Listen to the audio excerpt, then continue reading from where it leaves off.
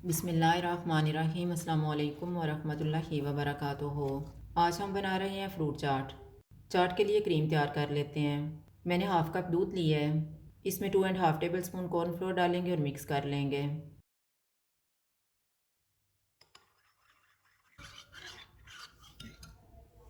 दो कप दूध लेंगे।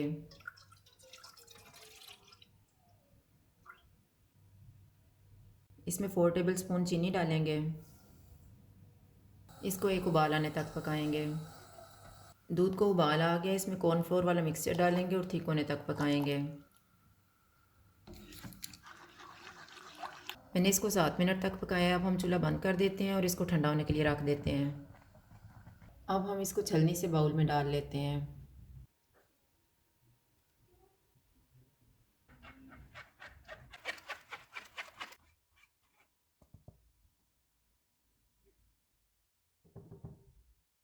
इसमें 1 टीस्पून चाट मसाला डालेंगे और मिक्स करेंगे।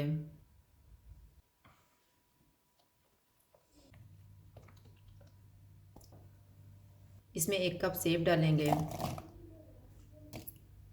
1 कप अंगूर, 1 कप स्ट्रॉबेरी, आधा कप अनार, 1 cup kiwi, 1 cup pineapple, 1 cup केला, 1 कप आड़ू, आधा कप ब्लूबेरी, 5 खजूरें,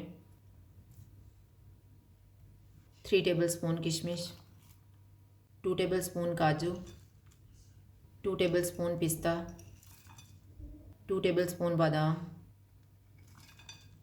इनको मिक्स करेंगे।